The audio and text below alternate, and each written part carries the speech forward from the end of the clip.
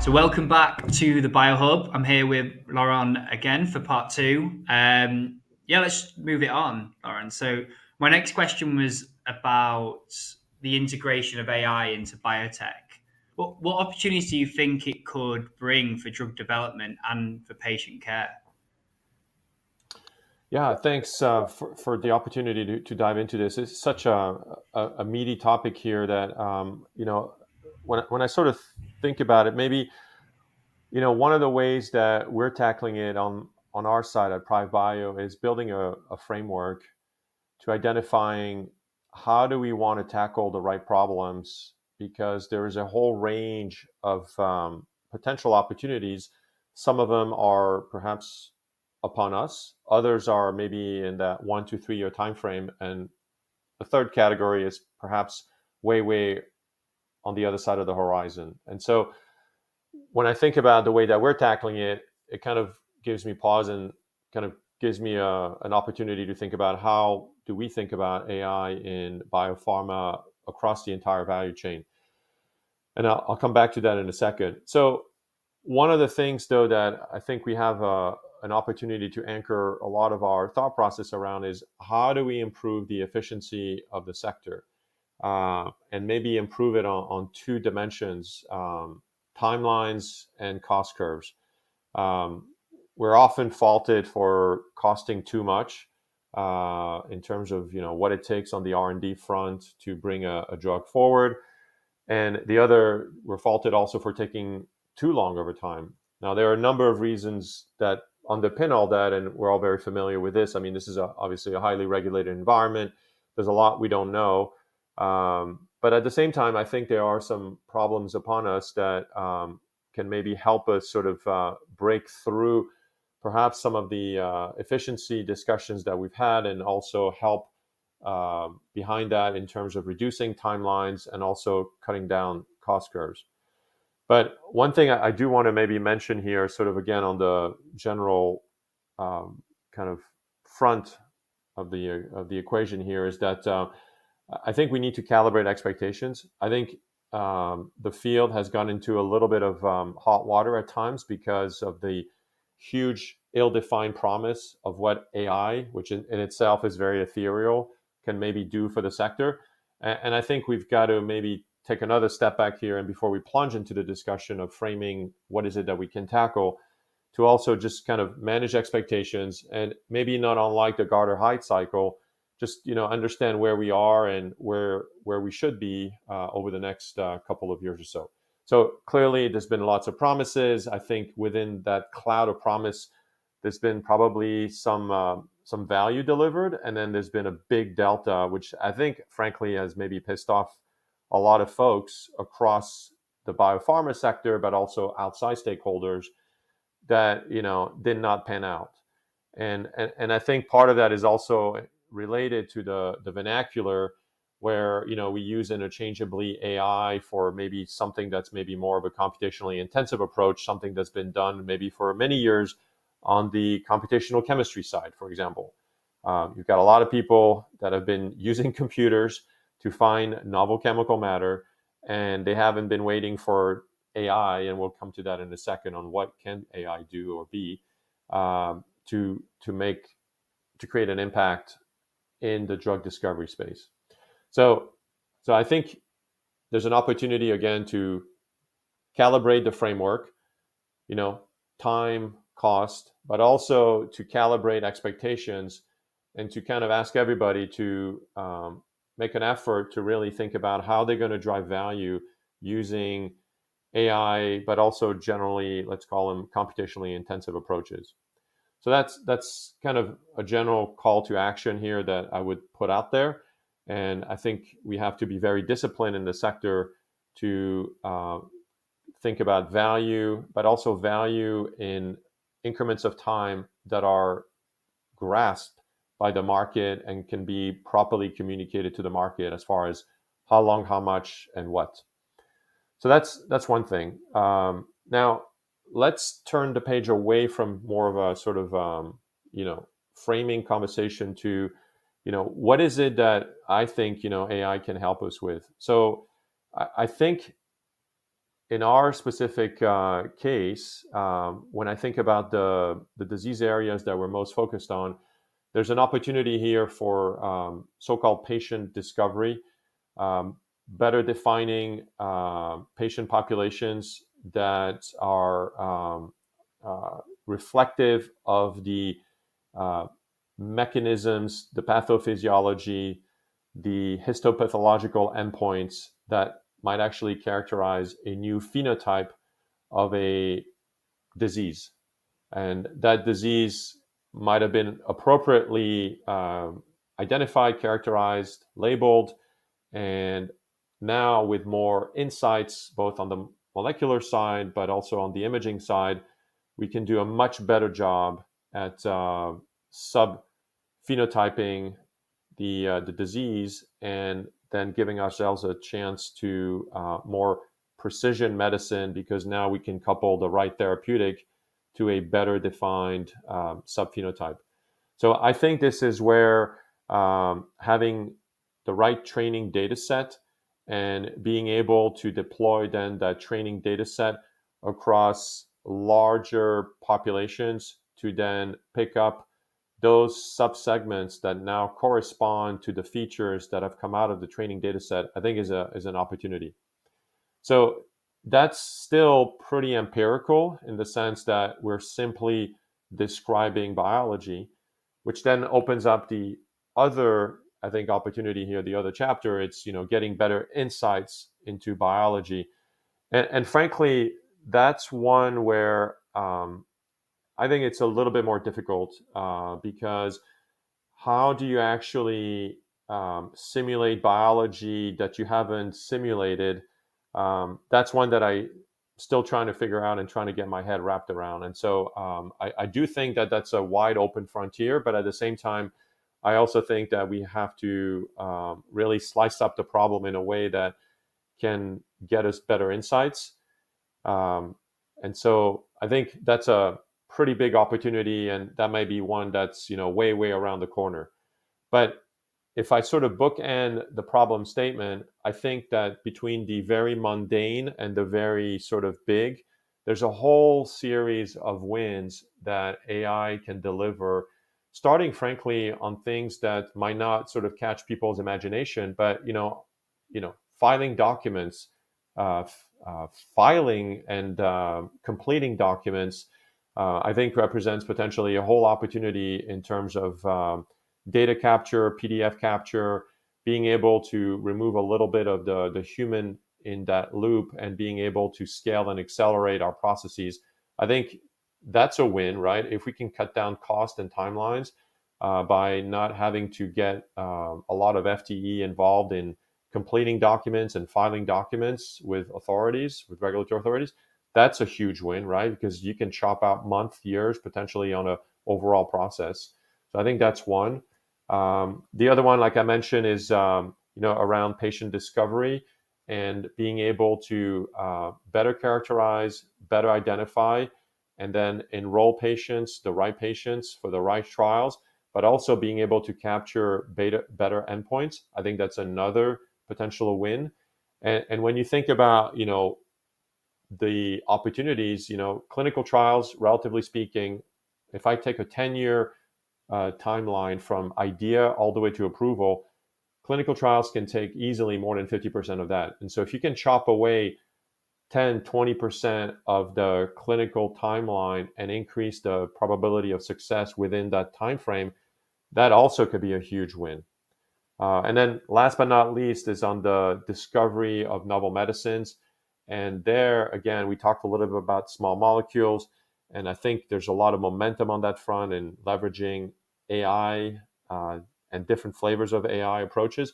But also on the biologics side, there's a surge here of activities that I think over the next few years is going to catch up to the world of small molecules. But again, there's a whole lot of unknowns that we're going to have to better define and also build the data sets and ultimately have the right expertise to work alongside of computational folks to deliver those solutions in biologics, including but not limited to faster timelines and lower cost curves for antibody discovery, for example. So just to recap here, I think there's an opportunity, very sort of practically speaking, for teams in a company that's pulling together its data strategy to frame what is it that they want to deliver on very precisely, bringing some real sort of clear eye view on what can they do, how much will it cost, with some accountability around deliverables, and then of course keeping track of how those methodologies, how those tools are ultimately going to help us increase the probability of success of launching more effective, safer drugs in the right patient population in a reduced time frame. I think it's a seriously interesting topic, isn't it? Especially in biotech. And I get it all the time where, I'm talking to a potential candidate for a company and I'm telling them about their AI capabilities. And, when it comes down to it, they're like, well, what does that actually mean? You say that company's really got really good AI. It's like, well, that's such a broad term. And it's almost become a buzzword around the around the industry, hasn't it? And I was thinking then as well, like, is it becoming a little bit of a race? In certain companies' mind, it's like who can be the quickest to bring in AI to their discovery or whatever it may be, and there's certain pressures with that. I hear you, and I think you bring up an interesting point, which is the vocabulary and also what does that really mean. So I would encourage whether it's a prospective candidate or if it's somebody already in the company, a board member, a member of the C-suite, to really ask themselves, so what is it that can be done with computationally intensive approaches, including but not limited to artificial intelligence? And I think the peeling of what is it exactly that we're talking about, that in itself is an educational moment for everyone around the table.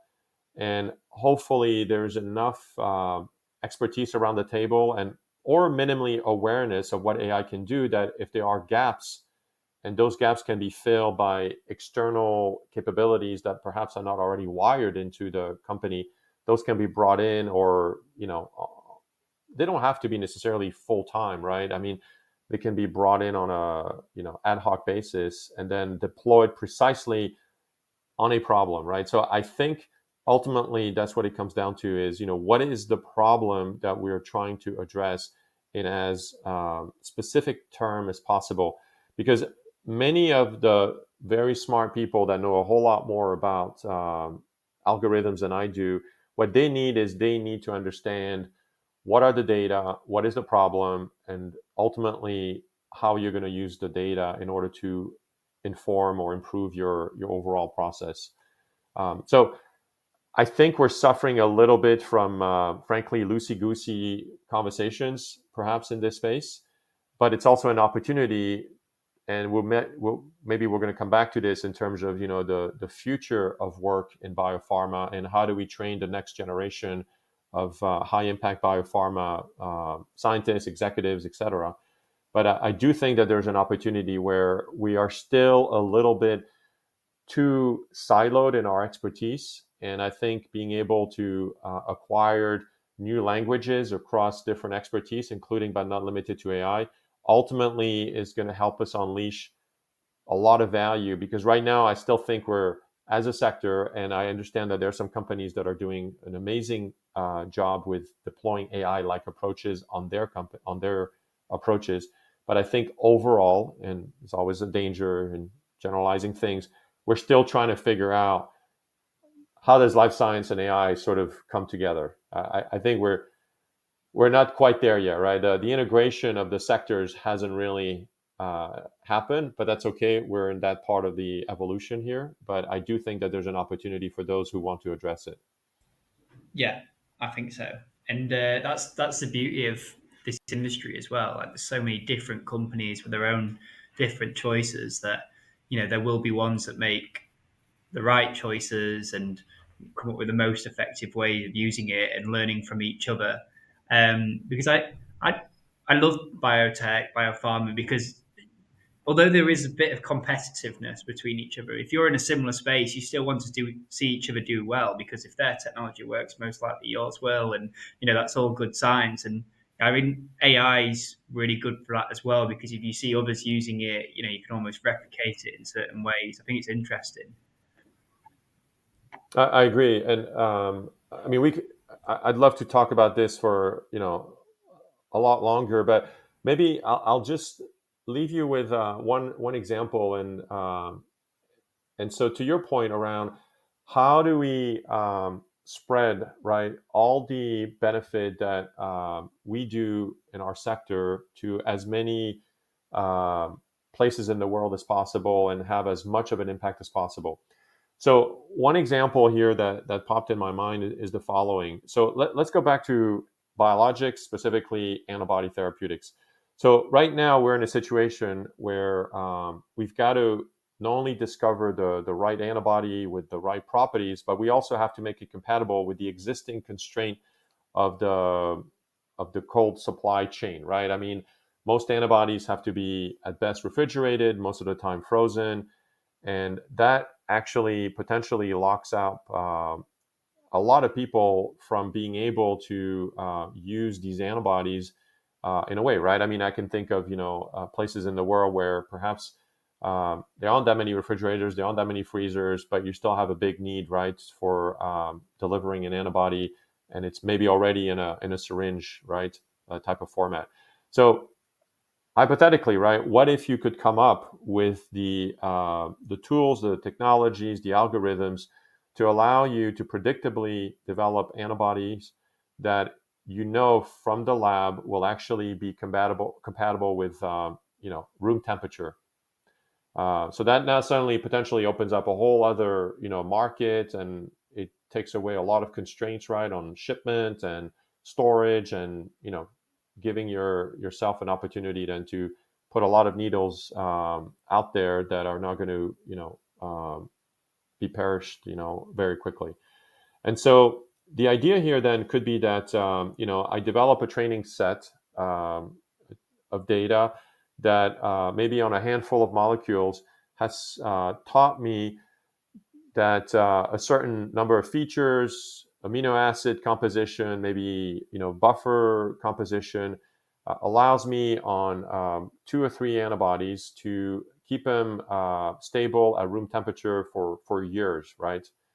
And maybe there are some physical sort of constraints to that objective, but let's just assume for a second that is not theoretically impossible to obtain an antibody that can be stable for years at benchtop, room temperature, and then can be shipped around the world and without any issues here of stability.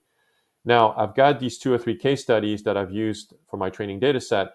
Now, what if now, instead of taking 2, 3, 4, or 5 years to have developed that training data set, I can now turn my algorithm in such a way that antibody number 10 is now going through this algorithm for optimization, and I can quickly then identify amino acid substitutions in my polypeptide that now engineers into this molecule all the right physico-chemical properties so that this antibody now I know will be stable at room temp for years, right? And so I might have taken maybe several years of development time out of the equation because I've used that training data set from other antibodies to teach me what I need to now think about and engineer into molecules 10 and beyond in order for those molecules to be very successful at room temp. And now I suddenly got a product that has a lot of opportunities to do as much good as possible across the global population. So anyways, so that's the kind of opportunities I think we have where we bridge AI, we bridge maximal societal benefit, we bring biotech, and I'm hopeful that we're going to see more and more of these kinds of opportunities so that we can indeed spread as much as possible of our the good that we're doing across as much as the planet as possible. Yeah, and that's what it's all about at the end of the day. But like you said, we could talk about this all day. I want to move on to the next topic, which was you've obviously been involved in both large pharma and now smaller biotech as well. What are the major differences you notice, and how do these environments impact innovation and development as well? So I think you've got smart people, dedicated people across the entire industry, a bit agnostic to the business model, small, medium, large. Um, what I think could be a difference here, in my experience, and albeit it's a small n here, is that in a small company, whether you're C-suite or not, you might have to roll up your sleeves depending on the stage of progression of your company and what is needed at that time.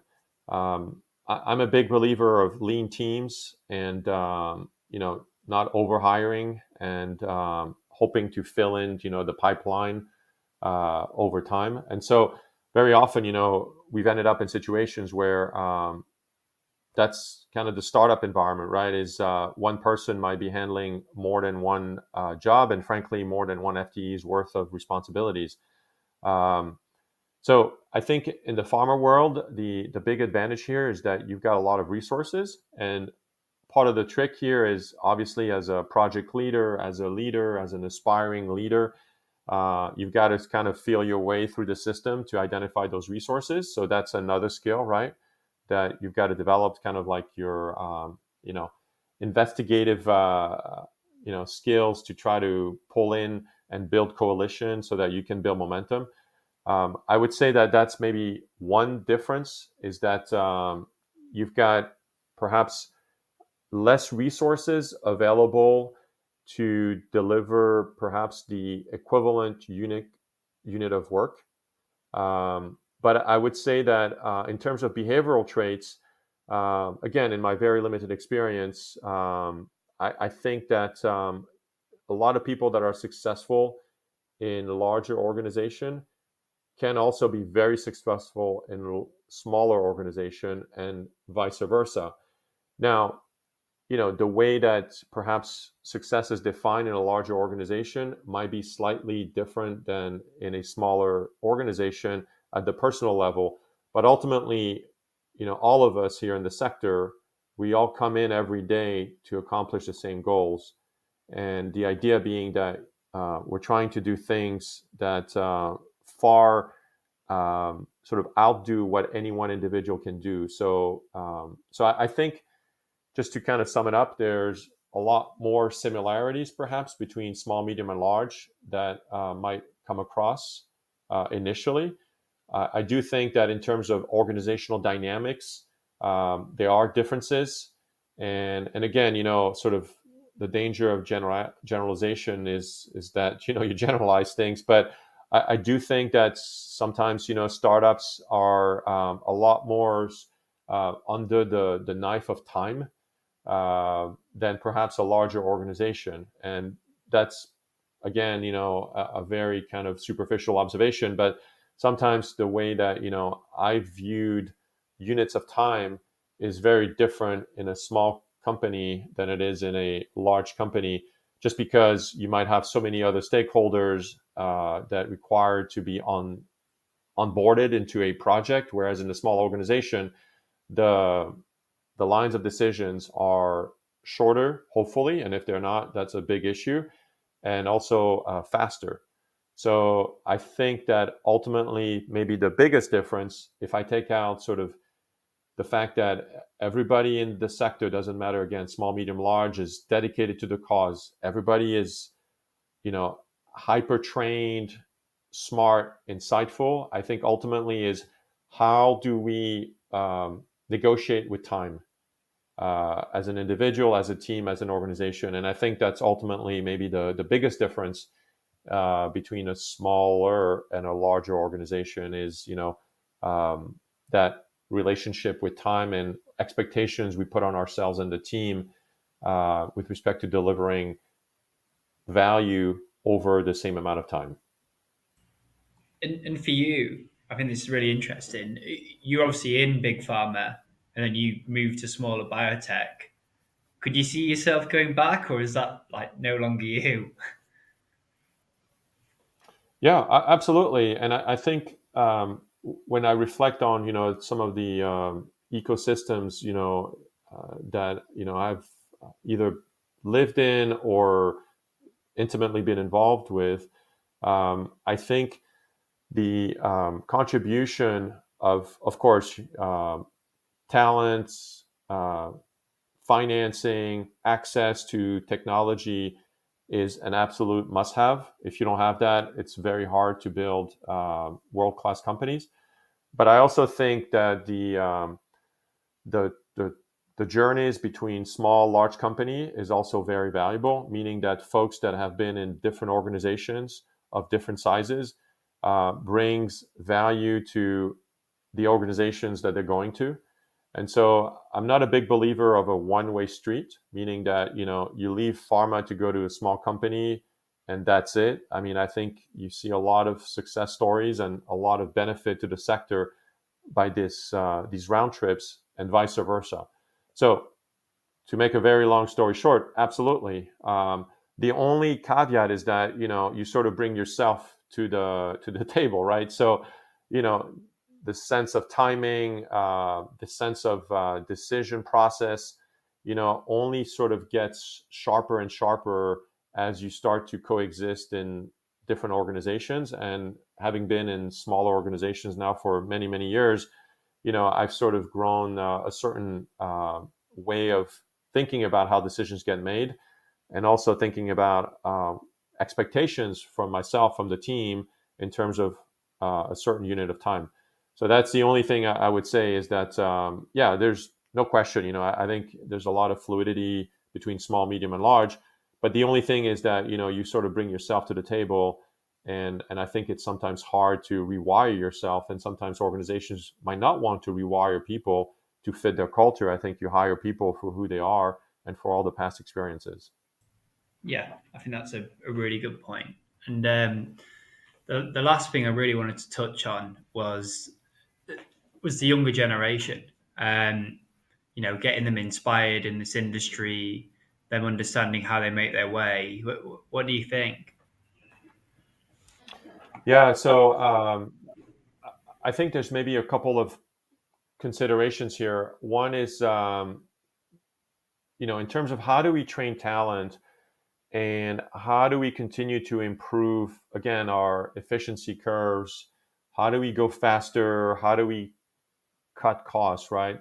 So I think there is a inevitable path where we have to continue to cross-train people, meaning that you can't just be nowadays good in only one very narrow thing. I think that's a must-have, but I think you've got to be also good at many other things. And now, I'm not saying that you've got to be a generalist across the board, but I do think that, for example, in the case of AI, you got to build awareness of where AI can make an impact and where it cannot today, but maybe tomorrow. So I think that's an essential skill, but also being a bit of a practitioner. So I think you got to become a consumer of AI as well as a practitioner of AI, in addition to all the typical additional, skill sets here that make up a talented pharma scientist, executive, etc. So the path to computational, you name it, biology, chemistry, etc., I think should intersect with other skills, chemistry, biochemistry, etc. And I think that's really essential because I don't see us going back in time. We're not going to see less data. We're not going to see less AI. I mean, we're on a one-way path here to more data, bigger data, and having sort of a sense of what can data do, cannot do, and a little bit of let's call it algorithm savviness is important. So I think that's on the one hand. The other thing, and it's sort of it's a bit of a challenge here, at least speaking personally, is that everybody in this sector comes in every day to do so much good, right, for humanity. Yet, from a reputational perspective, sometimes, depending on the time of year or the year of the decade we're in, the reputation, of the biopharma sector sometimes takes a beating. And I think we've got to do a much better job communicating how incredible, how people are just amazing, and how incredibly impactful folks are in this sector. And I think, in many ways, when I think about, sending folks on the moon, I mean, just think about the technological tour de force that go into discovering a new molecule that impacts another molecule, right? I mean, we have to tell our story. I think we've got to be much more proud in a very verbal way of what we're doing, and also acknowledging that what we're doing is not so easy. And I think having the next generation of scientists in the sector or contributors really communicating effectively all the immense good that is coming out of the sector, but also describing how incredibly challenging and technically savvy we have to be to deliver what we deliver, I think is part of the equation. And maybe one of these days, kids on the playground, when they're asked, what do you want to be? Want to be a fireman, an astronaut? Well, they might want to discover novel medicines too, right? I mean, I truly believe that that's the level at which we're operating. But I also think we're not doing a very good job making people dream and kind of getting people to the wow moment. I mean, when you think about, things like cell therapy, gene therapy, I mean, it's amazing, right? And I unfortunately don't see it being communicated so well in the national or international press. I think there's just there's a distortion of what we do that happens between when it leaves our sector and when it gets communicated out in the real world. I completely agree. That's such a good point, and I got a few goosebumps through that little speech. I think the only time I can really think of where the press has really pushed this out is during COVID. Where the COVID vaccine came through.